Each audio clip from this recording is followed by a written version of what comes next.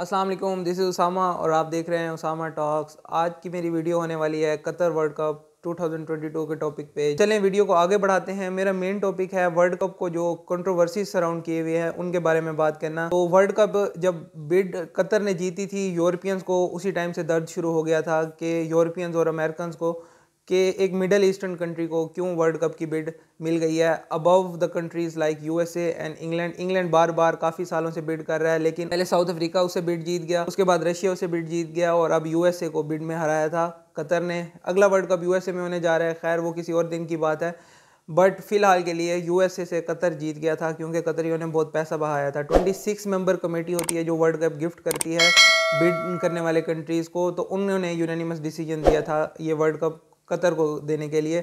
और कतरियों ने क्या खूब इस वर्ल्ड कप को निभाया, पूरा एक स्पोर्ट्स सिटी बनाया उसके लिए। और तकरीबन एक एस्टीमेट के मुताबिक $250 बिलियन, पाकिस्तान की जीडीपी से कई गुना ज़्यादा, हमारे शायद 7-8 साल का बजट इतने का हो, $250 बिलियन का ना हो जितना उन्होंने एक वर्ल्ड कप पे लगा दिया कतरियों ने। तो इतना बड़ा वर्ल्ड कप कराने जा रहे हैं। एक मैंने स्टैट देखी थी, आई डोंट नो ये सही है कि गलत, अगर गलत है तो कमेंट्स में करेक्ट ज़रूर कीजिएगा, कि आज तक जितने भी वर्ल्ड कप हुए हैं उन सब का अगर बजट आप मिला लें तो उस इस एक का ज़्यादा है। जो 2010 में साउथ अफ्रीका में वर्ल्ड कप हुआ था उससे 60 टाइम ज़्यादा इस एक वर्ल्ड कप का बजट है। इतना पैसा लगा हुआ है, अंदाज़ा लगा सकते हैं कितना बड़ा ये वर्ल्ड कप होने जा रहा है और इस पर कितना खर्चा हो चुका है। तो खैर यूरोपियंस ने और अमेरिकन ने इस पे एजेंडे के बेस पे रोना धोना शुरू किया हुआ था। उसके बाद आते हैं कतरी। 2022 में वर्ल्ड कप का शेड्यूल अनाउंस होने के बाद, फीफा टिकट्स ऑन सेल होने के बाद अपना स्टिक लेके, कैरेट्स एंड स्टिक की एक मिसाल होती है ना, तो कतरी यहाँ पर कैरेट्स लेकर नहीं आए, स्टिक लेकर आए हैं। जब आपके पास पैसा हो, आप इतने बिलियन डॉलर्स बहा रहे हो, तो आप डेफिनेटली स्टिक्स लेकर आ सकते हैं।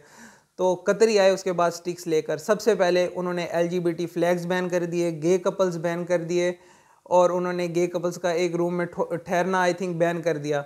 तो वहाँ पर यूरोपियंस का रोना धोना बढ़ा। उन्होंने अपने मीडिया पर प्लेयर्स में प्रोपोगेंडा होना स्टार्ट हो गया। पहले जो इश्यूज़ था यूरोपियंस का, उनका ये था कि ह्यूमन राइट्स की वायलेशन हो रही है।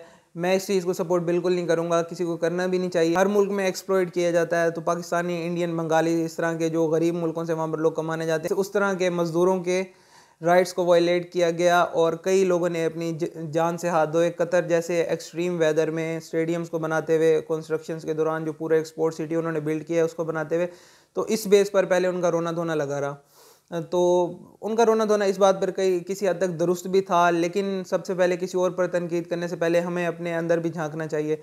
तो यूरोपियंस आज तक क्या करते हैं, कॉलोनीज़ बनाते आए हैं। पिछले 2-3 हज़ार की साल की इनकी हिस्ट्री उठा के देखें, इन सब ने यही किया है। तब किसी को लेबर राइट पे बोलना याद नहीं आता, यहाँ पर अब ह्यूमन राइट्स सबको याद आ गए, क्योंकि ये एक मुस्लिम कंट्री था, दूसरी बात मिडल ईस्टर्न कंट्री था। खैर कतर के पास पैसा था, जब आपके पास पैसा होता है तब आपको दुनिया की बात सुननी पड़ती है। दूसरी बात है कि फीफा उन्हें गिफ्ट कर चुका था। वर्ल्ड कप की प्लानिंग 8-10 साल पहले शुरू होती है, एकदम आप किसी से लेकर किसी को गिफ्ट नहीं कर सकते। तो ये रोना धोना उनका ख़त्म होता गया। फिर कई खिलाड़ी सामने आते गए, एक्स प्लेयर्स।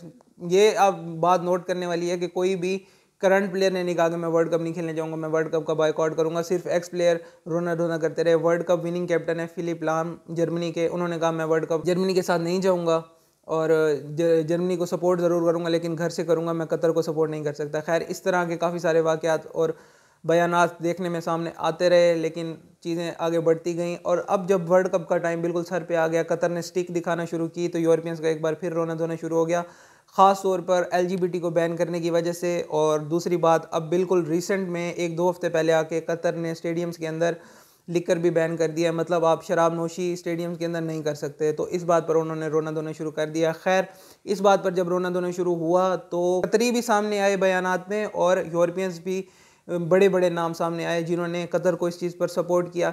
देखें हर मुल्क का अपना कल्चर होता है। अगर फ्रांस हिजाब को बैन कर देता है फ्रीडम ऑफ स्पीच का हामी होने के बावजूद, तो वहाँ पर उनको कोई कुछ नहीं कहता, उनका कल्चर है। जहाँ पर आप जिस मुल्क में जाते हैं वहाँ कल्चर को रिस्पेक्ट करना पड़ता है। अब कतर एक मुस्लिम कंट्री है, उनका कल्चर ही नहीं है एलजीबीटी को, तो उनके एक स्पोर्ट्स मिनिस्टर ने सही बयान दिया। उसने कहा कि हम 30 दिन के लिए वर्ल्ड कप के दौरान अपने मज़हब को नहीं छोड़ सकते। तो आप कतर में आ रहे हैं, आप वर्ल्ड कप देखने आ रहे हैं, आप वर्ल्ड कप इंजॉय करें। यहाँ पर आप कोई ह्यूमन राइट्स की कॉन्फ्रेंस में नहीं आ रहे या किसी इस तरह की चीज़ में नहीं आ रहे जहाँ पर आकर आप इस तरह के एलजीबीटी के फ्लैग्स को रेज़ करके अपना बयानिया रेज़ करना चाहेंगे।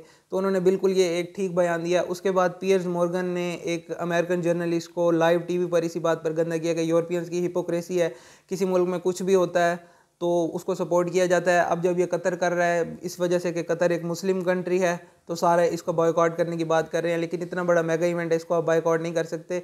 फिर उन्होंने पियर्स मॉर्गन ने एंड में उस जर्नलिस्ट से क्वेश्चन किया कि आपको अगर फ्यूचर में मौका मिले तो आप कतर जाएंगी, तो वो उस बात का गोलमोल जवाब करने लगी, शायद जाऊँगी शायद नहीं जाऊँगी। उसने कहा देखिए आप नहीं कह सकती कि आप नहीं जाएंगी, अगर आपको फ्यूचर में जाने का मौका मिले तो इसका मतलब ये है कि आप भी हिपोक्रेट हैं। और लाइव चैनल पे उन्होंने उनकी इस तरह से बैंड बजाई। पियर्स मॉर्गन हालांकि कंट्रोवर्शियल फिगर है, हमेशा से कंट्रोवर्शियल इंटरव्यूज़ लेने के लिए जाना जाता है, उसने इस तरह से बैंड बजाई तो वो वीडियो देख के बड़ा दिल खुश हुआ था। उसके बाद अब लिकर का जब मामला आया तो आप देखें इंग्लैंड में स्मोकिंग बैन है। जो एक स्मोकर है उसे पता है कि 3-4 घंटे वो स्मोकिंग के बगैर नहीं रह सकता, तो इस बेस पर भी आप इशू रेज करना शुरू कर दें कि मैं हर वीक मैच देखने नहीं जा सकता, वहाँ पर स्मोकिंग बैन है, मैंने स्मोक करना होता है।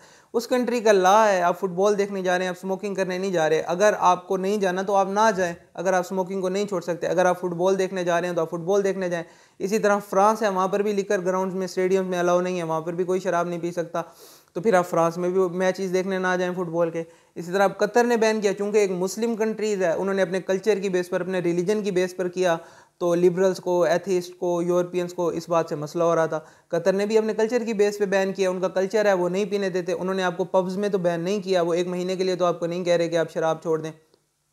फिर इंग्लैंड के एक गोलकीपर साहब हैं, उन्होंने पिछले दिनों प्रेस कॉन्फ्रेंस में कहा कि अब बियर तो अलाउ है नहीं स्टेडियम्स में, तो हमें इस तरह की फ़ुटबॉल खेलनी पड़ेगी कि एक चार्म और एक उनका जो चार्ज होता है उसका स्पेक्टेटर्स का वो कायम रह सके। भाई फुटबॉल खेल के उनको चार्ज आपने करना है, आप उनको बियर के थ्रू चार्ज नहीं कर सकते। It's not England, it's Middle East and it's Qatar. Kudos to Qatar इस तरह के रूल्स एंड रेगुलेशन पर कायम रखने के लिए। कतर कोई ऐसा कंट्री नहीं है जो कि प्रो इस्लामिक हो, बहुत ज़्यादा तालिबान की तरह का या आईसिस की तरह का। कतर भी एक लिबरल कंट्री है, लेकिन ये बात उनकी मुझे बहुत अच्छी लगी है कि कल्चर की बात पर, इस्लाम की बात पर यहाँ पर वो स्टैंड फर्म खड़े रहे हैं और उन्होंने बिल्कुल स्टैंड लिया पूरी दुनिया के सामने, क्योंकि पैसा तो उनको कोई कुछ कह नहीं सकता था, इतना बड़ा ग्लोबल इवेंट करने जा रहे थे। उन्होंने अपने कल्चर भी प्रमोट किया है और उसके अलावा उन्होंने अपने रूल्स भी लागू करके दिखाए हैं। वर्ल्ड कप करवाने का अपने कंट्री में सबसे बड़ा मकसद यही होता है कि आप अपना कल्चर एक्सपोर्ट करना चाह रहे होते हैं, आप लोगों को अट्रैक्ट कर रहे होते हैं, लोग आएँ आपको देख के, आपका कल्चर एक्सपोर्ट हो, कल को आपका कल्चर भी एक्सपोर्ट हो, टूरिस्ट भी आएँ। बाकी वर्ल्ड कप से सब ज़्यादा अर्निंग फीफा की होती है, आप सिर्फ फ्यूचर यूज़ के लिए अपना कल्चर प्रमोट करना चाह रहे होते हो, वो होता है। तो कतर ने बहुत बेहतरीन काम किया इस चीज़ पर, अपना कल्चर और रीजन प्रमोट करने के लिए एक फ्यूचर मैसेज भी दी कि कल को भी आप यहाँ आओगे तो आपको हमारे ट्रेडिशंस को, हमारे कल्चर को रिस्पेक्ट करते हुए यहाँ पर आना पड़ेगा। बाकी आपको हम मोस्ट वेलकम करते हैं। We will give you one of the best experience but you will have to bend in our way. बिल्कुल सही तरह से कतर ने इस मामले को हैंडल किया है और कोई वर्ल्ड कप को देखे नहीं रोक सका। वर्ल्ड कप स्टार्ट भी हो जाएगा, ओपनिंग मैच भी हो जाएगा, पूरी दुनिया देखेगी भी, और इंशाल्लाह उम्मीद भी यही है कि ये एक बहुत बड़ा वर्ल्ड कप होने वाला है। उसकी कई रीज़न है, उसकी रीज़न ये भी है मेसी रोनाल्डो का आखिरी वर्ल्ड कप है, they were the stars of our generation. तो इतने बड़े स्टार्स जा रहे हैं, उसके बाद जब भी एक गैप आता है, जब भी बहुत बड़े स्टार्स आपके चले जाते हैं, थोड़ा सा 1-2 सालों का, 3 सालों का गैप ज़रूर आता है, क्योंकि काफ़ी सारी फ़ैन फॉलोइंग होती है जो साइड पे चली जाती है, तो उसके बाद नए फैंस होते हैं जो राइज होते हैं, फिर उस लेवल पे आते टाइम लगता है। तो आप देखेंगे जैसे ही मेसी रोनाल्डो रिटायर होंगे तो काफ़ी सारी एक बहुत बड़े नंबर में फ़ैन आपको कम होते नजर आएंगे, जो फिर नेक्स्ट जनरेशन आएगी वो उस गैप को आगे पूरा करेगी। तो ये एक गैप आने वाला है। तो वो जो एक जनरेशन थी जो पिछले 16 साल 20 साल से चल रही थी, उस जनरेशन के लिए एक ये बहुत बड़ा लास्ट वर्ल्ड कप है। तो इस वर्ल्ड कप के नंबर देखिएगा बहुत अच्छे होने वाले हैं सबकी मुखालफत के बावजूद। और जो मुखालफत कर रहे हैं वो भी सिर्फ एक एजेंडा बेस पर, प्रोपेगेंडा बेस पर कर रहे हैं मुखालफत, कोई इसकी जेन्युइन रीज़न उनके दिलों में या दिमागों में नहीं है। तो वो भी इस वर्ल्ड कप को सपोर्ट भी कर रहे होंगे। जो लोग अब तक कहते हैं कि हम इस वर्ल्ड कप को सपोर्ट नहीं करेंगे, हो सकता है वो भी कतर में पहुँचे हुए हों, और कई बहुत बड़ी तादाद में फॉरेनर्स इस टाइम कतर में पहुँच भी चुके हैं। तो सबसे पहली बात, कतर का बहुत अच्छा स्टेप था, उन्होंने अपने कल्चर को रिस्पेक्ट करवाया है। और सबसे एंड में एक बात कहना चाहूँगा कि कल एक फीफा के प्रेसिडेंट ने प्रेस कॉन्फ्रेंस की थी जिसमें उन्होंने कहा कि यूरोपियंस हम ऐसी बात करते हैं, मैं एक इटालियन हूँ और मैं एक इमिग्रेंट था, तो मैं इस चीज़ को अच्छी तरह से समझ सकता हूँ, लेकिन यूरोपियंस को पहले अपने गिरबानों में झांकना चाहिए कि 3000 साल से हम लोगों ने क्या किया है। सबसे पहले तो हमें पब्लिकली अपोलोजाइज़ करना चाहिए अपनी कॉलोनी से, उसके बाद हमें कतर को क्रिटिसाइज़ करना चाहिए। तो वो भी कतर की सपोर्ट में है, डेफिनेटली फीफा के प्रेसिडेंट हैं, उनके अंडर ये वर्ल्ड कप होने जा रहा है, तो उनको इस तरह का बयान देना भी चाहिए था, उन्होंने दिया भी है और डिफेंड भी किया है। तो थैंक्स टू इन्फेंटिनो इस तरह का बयान देने के लिए। बाकी good luck to Qatar and all the teams performing in the World Cup. देखते हैं क्या होता है। फिर किसी वीडियो में मिलेंगे फीफा वर्ल्ड कप से रिलेटेड, जिसमें वर्ल्ड कप को सपोर्ट करते रहिए। एक मुस्लिम कंट्री में वर्ल्ड कप हो रहा है, उसे सपोर्ट करते रहिए। अगर आप जा सकते हैं तो ज़रूर जाएँ, इस वर्ल्ड कप का एक्सपीरियंस ज़रूर लें और दुआ में मुझे याद रखिएगा और मेरी टीम अर्जेंटीना को याद रखिएगा। इंशाल्लाह फिर किसी वीडियो में मुलाकात होगी। अभी तक के लिए इजाज़त चाहता हूँ। अल्लाह हाफ़िज़।